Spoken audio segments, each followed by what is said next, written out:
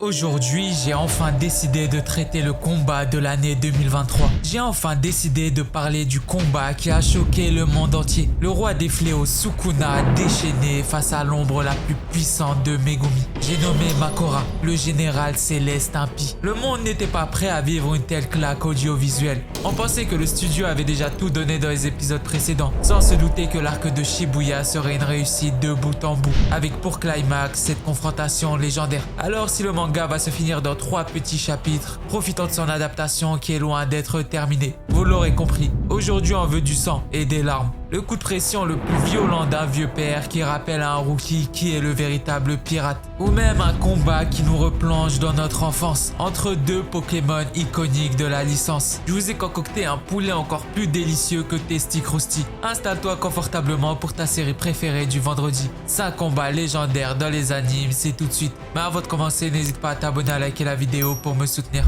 Sukuna versus Makora. 23h05, Shibuya. À lui les trésors sacrés. Plus loin, le roi des fléaux la ressent. Cette énergie. Et que la mise en scène débute. Les loups hurlent et le rituel commence. Par l'épée de Yatsuta, le général céleste impie, Makora, sera invoqué. Quelle créature s'apprête à surgir? Elle prend forme derrière Megumi, qui semble avoir accepté son sort, se faisant expulser plus loin par son invocation. Haruta est en très mauvaise posture et se verra sauvé par celui qu'on attendait le moins, le roi des fléaux, qui n'avait d'autre choix que d'intervenir pour maintenir le rituel et ainsi sauver la vie de Megumi. Il ne pouvait pas perdre son pion aussi facilement, puis le voilà, s'avançant. Il doit vaincre ce familier. Puis c'est parti, showtime. Premier impact entre les 2 monstres. Sukuna encaisse plutôt bien, venant trancher le colosse. Les 2 s'envoyant valser chacun de leur côté. Le roi des fléaux refaisant apparition, se désaltérant. Puis sans crier garde, il viendra le redécouper. Et c'est reparti pour un tour. Les 2 adversaires se jouant de leur environnement, comme des poissons dans l'eau, entamant une danse funèbre, maîtrisant parfaitement chacun de leurs coups. Du grand art, venant soumettre les alentours et l'architecture humaine à leur courroux. Puis un coup, 2 coups, 3, des centaines, des milliers. Nos yeux ne peuvent plus suivre. Tout ce que l'on peut admirer, c'est la destruction inexorable de leurs échanges, balançant des voitures par dizaines, comme de simples petits cailloux. Sukuna venant toujours plus trancher le familier. Et quelque chose se passe. Serait cette fameuse assimilation? Le déferlement continue dès lors. Sukuna ne cessant de trancher encore et encore la chose, qui elle ne cesse de se relever et d'attaquer sans répit notre vilain préféré. Désormais la bataille prend place en plein air. Et ce ne sont plus des poissons évoluant dans leur milieu naturel, mais de véritables oiseaux survolant le commun des mortels. Derrière chaque coup, des bâtiments entiers qui s'effondrent. Avec du recul, c'est une œuvre d'art à laquelle nous assistons. Nous autres spectateurs se demandant jusqu'où cette escalade de violence va s'achever. Le rire de Sukuna résonnant dans tout Shibuya, n'ayant que faire des vies fauchées. Puis cet enchaînement de frames. Comment je suis censé vous le décrire? De l'art. Tout simplement, savourez-le. L'apocalypse continue de s'abattre sur Shibuya. Une vision d'horreur, on passe par tous les éléments. Un avion en feu, à la noyade du fléau. C'est absolument sans limite. Sukuna viendra à nouveau enchaîner les slashs, découpant absolument tout autour de lui. Puis ce moment, passant à une teinte rougeâtre, que dis-je, écarlate. Le visage camouflé du roi des fléaux. Seul son sourire sera discerné. Le temps se suspend dès lors. Et cette fameuse phrase, Yoeki Tenkai, l'extension de territoire de Sukuna, l'hôtel démoniaque, l'OST qui s'enclenche. Et si vous n'avez toujours pas vu cet épisode, vous avez raté franchement. L'un des combats les plus fous que j'ai eu à commenter depuis le début de cette série. Dans le top 3 incontesté, je me passerai de commentaires. Observez, abreuvez-vous, dégustez. Le poulet, le voici, rien que pour nous. Le pic de Shibuya, Sukuna venant faucher des milliers de vies en quelques secondes. Et avec lui l'horrible familier, il avait gagné. Le roi des fléaux l'emporte. Un combat qui restera dans les annales. Shanks versus Kid.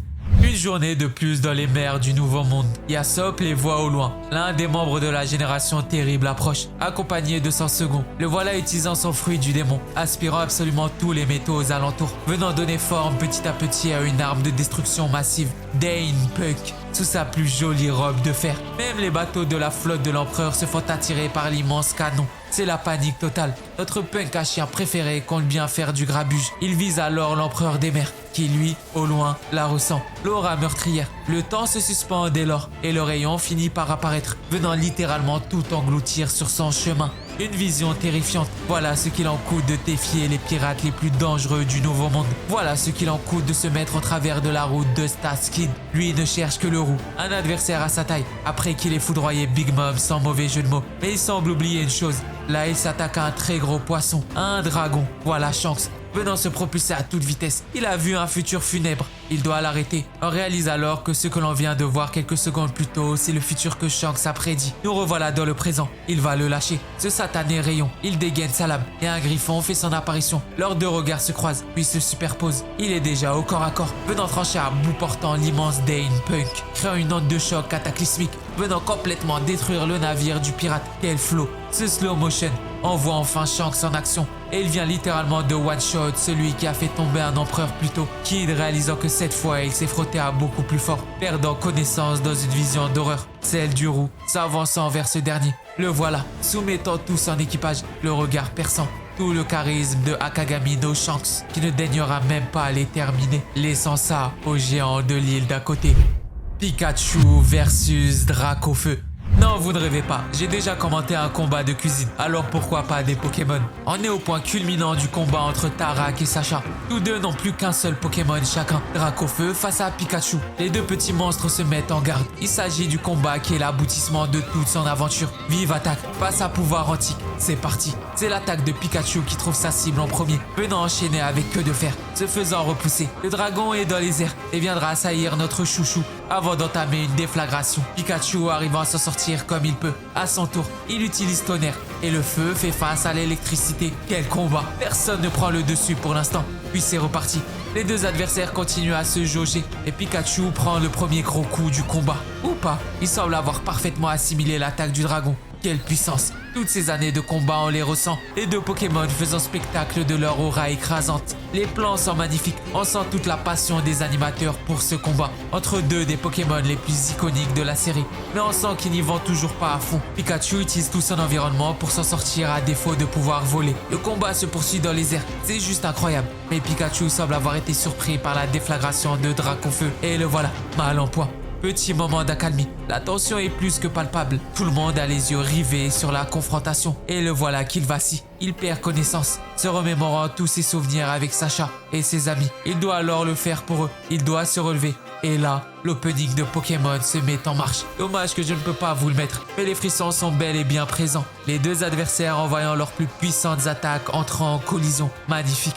Incroyable, subjugant, le point culminant de toutes ces années. Et c'est notre petit raton qui viendra remporter cette ultime confrontation, mettant KO Dracofeu. Levi versus la Squadra Kenny. Quelle entrée en matière de la saison 3 de SNK. Levi n'en croit pas ses yeux. Son oncle est bel et bien là, venant prendre de ses nouvelles. Puis ce fameux cri, balançant sa lame, venant esquiver la balle de fusil, avant de bondir et prendre la fuite. Au coin de la rue, le voilà, déjà cerné, esquivant par réflexe à bout portant les coups de pistolet. Puis c'est juste 8 Studio qui fait du 8 Studio. Une fluidité monstrueuse dans les mouvements, aucun cut.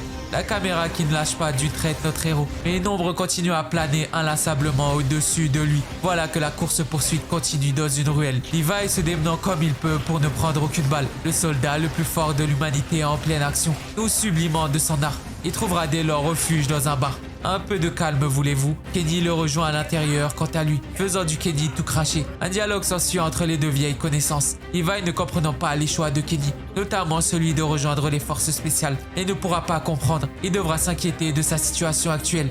Le voilà totalement cerné. Il est fait comme un rat, nous bassinant de son discours, croyant savoir mieux que Levi lui-même pourquoi il a rejoint le bataillon d'exploration. Le jeune homme utilisant une bouteille pour voir son reflet, venant surprendre son oncle avec un fusil dissimulé. Puis il utilisera un leurre afin de trouver une extraction, utilisant un cadavre afin de tanker les balles, et venant trancher en morceaux les deux assaillants. Ça y est, le soldat le plus fort de l'humanité était activé. Fort heureusement, il retrouve des renforts, ses amis, réussissant à semer ses ennemis. Scène assez courte mais intense, qui est une déclaration d'amour pour l'animation de 8 Studios.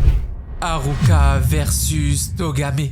Il pleut des cordes et l'orage gronde. Dans ce vieux cinéma, un film particulier a lieu. Sakura monte sur l'estrade. C'est à son tour de se battre, mais un mauvais pressentiment le ronge. Il ne doit pas plus réfléchir. Commence à taunt son adversaire. Il lui retire ses lunettes. Ce n'est pas plus mal de faire les choses vite après tout. La foule est en délire et les deux adversaires se mettent en garde. Silence, ça tourne. Sakura faisant le premier pas avant d'être plaqué au sol par son adversaire. Ou pas. Il se défend bien et le repousse. Prenant du recul. Ressaisis-toi, garçon. Ne laisse pas la pression te dévorer. Une nouvelle joute verbale. Puis c'est reparti. C'est Togame qui charge cette fois. Et Haruka ne cesse d'esquiver chacun de ses coups. Il souhaite garder la distance, tandis que son adversaire souhaite le choper. Et s'il y arrive, je ne donne pas cher de sa peau. Il arrive néanmoins à trouver une ouverture avec un vilain kick retourné sur le crâne de son adversaire, qui commence à le prendre au sérieux, se saisissant de sa jambe, avant de le plaquer au sol. Notre héros esquivant in extremis son écrasement de tête, puis un second, un troisième, un quatrième, assez.